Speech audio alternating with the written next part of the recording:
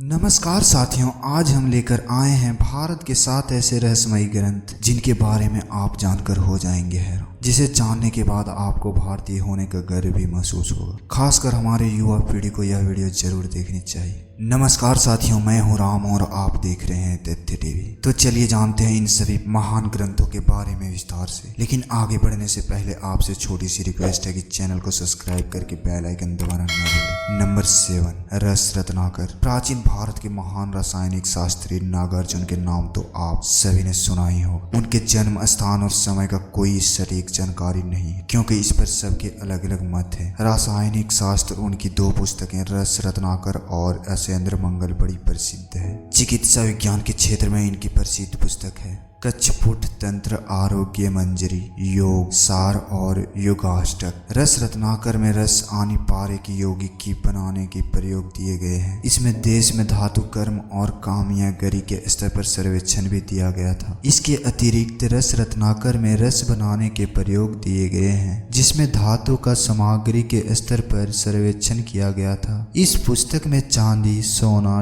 Tin और तांबे की कच्ची धातु निकालने और उसे शुद्ध करने के तरीके भी बताए गए हैं, और इसमें सोना बनाने की विधि का भी वर्णन है। पुस्तक में विस्तार पूर्वक बताया गया है कि अन्य धातुओं सोने में कैसे बदली जाती है। यदि सोना न भी बने तो फिर रसागम विस्मन द्वारा ऐसी धातु बनाई जा सकती है जिनकी पीली चमक सोने जैसी होती है, जिसमें हिंगुल और टीन जैसे वस्तु बनाने का तरीका भी लिखा गया है। नंबर 6, सामुद्रिक शास्त्र। सामुद्रिक शास्त्र भी एक रहस्यमयी शास्त्र है जो व्यक्ति के संपूर्ण चरित्र और भविष्य को उजागर करके रख देता है। हस्तरेख विज्ञान तो सामुद्रिक विद्या की एक शाखा मात्र है। सामुद्रिक शास्त्र मुखमंडल तथा संपूर्ण शरीर के अध्ययन की विद्या है। भारत में यह वैदिक कला से ही प्रचलित है। दक्षिण भारत में यह ज्ञान ज्यादा प्रचलित रहा है। इसके जानकार भी दक्षिण भारत में ही पाए जाते हैं। इस विज्ञान का उल्लेख प्राचीन काल ज्योतिषी शास्त्र में भी मिलता है, और ज्योतिषी शास्त्र की ही भांति सामुद्रिक शास्त्र का जन्म भी लगभग 5000 साल पूर्व में ही हुआ था। इसका प्रचार प्रसार सर्वप्रथम ऋषि समुद्र ने किया था, इसीलिए इसका नाम उन्हीं के नाम पर सामुद्रिक शास्त्र हो गया। भारत से ये विद्या यूनान, चीन,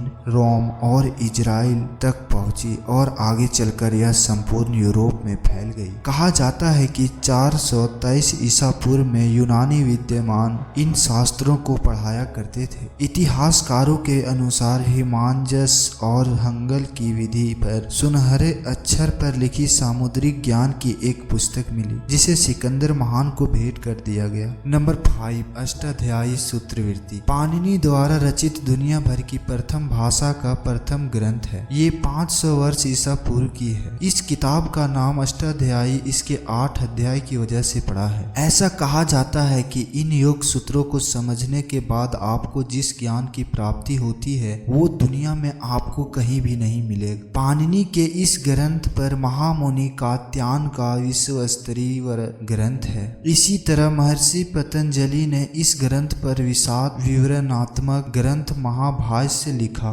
योग सूत्र में ही अष्टांग योग की चर्चा की गई है। ये अष्टांग योग दुनिया के सभी ग्रंथों और दुनिया के सभी तरह के दर्शनों का सार है, जिससे मोक्ष की प्राप्ति होती है। नंबर 4, विज्ञान भैरव तंत्र। दोस्तों, वैसे तो तंत्र शास्त्र पर सैकड़ों पुस्तकें मिल जाएंगे, लेकिन सबसे महत्वपूर्ण पुस्तक है विज्ञान भैरव तंत्र। ये पुस्तक किसने लिखी, यह आज तक एक रहस्य बना हुआ है। कहा जाता है कि यह पुस्तक भगवान शिव और माता पार्वती के संवाद में अस्तित्व में आई थी। इस पुस्तक में भैरव तंत्र यानी पार्वती के द्वारा प्रश्न पूछे जाते हैं और भगवान शिव उसका उत्तर देते हैं। इस पुस्तक में कई रहस्य और गुप्त विद्याओं के संबंध में बताया गया है, जिसे पढ़कर आप हैरान हो जाएंगे। नंबर 3, बेताल पच्चीसी। बेताल पच्चीसी भारत की लोकप्रिय कथाओं में से एक है। बेताल पच्चीसी हमें सम्राट विक्रमादित्य के न्याय शक्ति का बोध कराती है। इसमें बेताल सम्राट विक्रमादित्य को प्रतिदिन एक कहानी सुनाता है और अंत में सम्राट से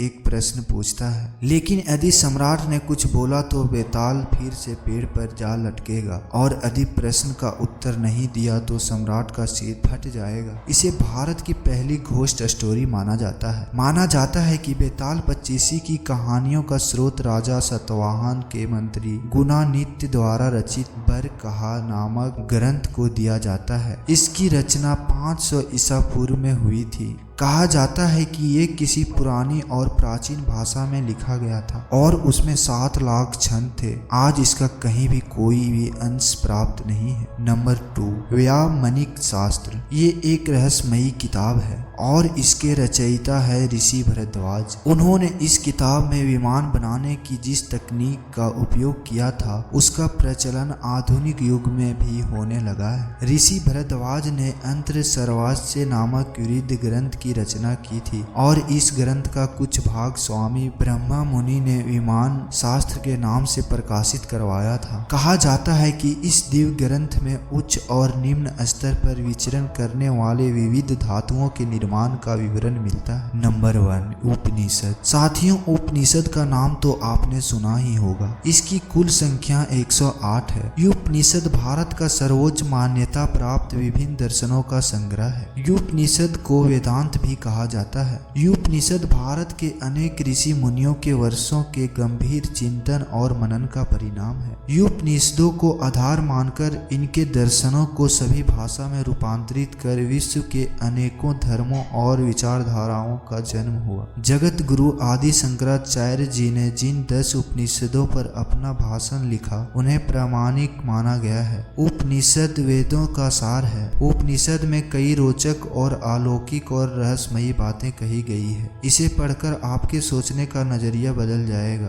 तो साथियों, आज के इस वीडियो में बस इतना ही। मिलते हैं एक और नई वीडियो के साथ। तब तक अपना ख्याल रखें। धन्यवाद।